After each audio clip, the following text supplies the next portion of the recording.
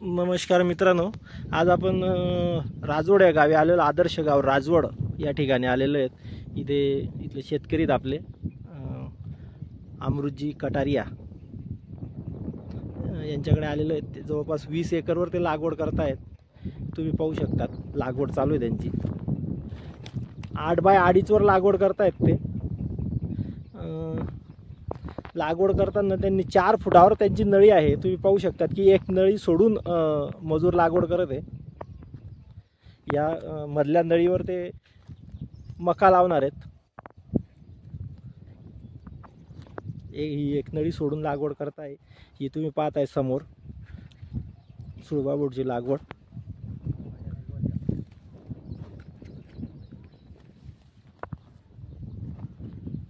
थोडं बाईच्या हातात बियाणं घ्या, बियाणं दाखवत आहे त्यांना जवळून घ्या।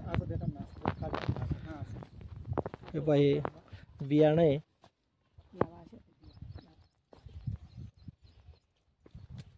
एका ठिकाणी 5-7 8 बिया टाकतायत ते।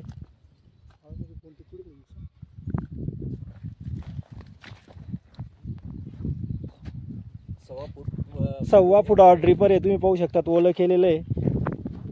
1.25 फुटावर ड्रिपर आहे। 2.5 फुटावर लागवड करताय 8 बाय 2.5।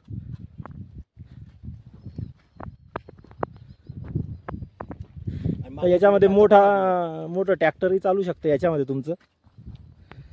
8 बाय 2.5 वर लागवड करण्याचं कारण म्हणजे शेतकरी मोठे आहेत, त्यांच्याकडे जमीन भरपूर असल्यामुळे मजुरांचा प्रॉब्लेम येतो, आपण सगळे जाणतातच।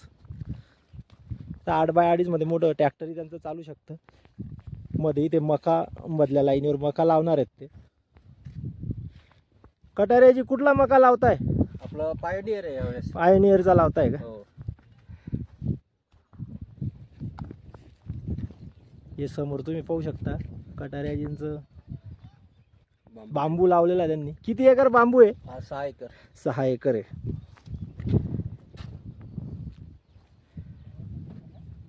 हे तणनाशक मारून घेतलेलं होतं। हे जे तुम्हाला सुकलेलं गवत दिसतंय हे तणनाशक मारून घेतलेलं आहे।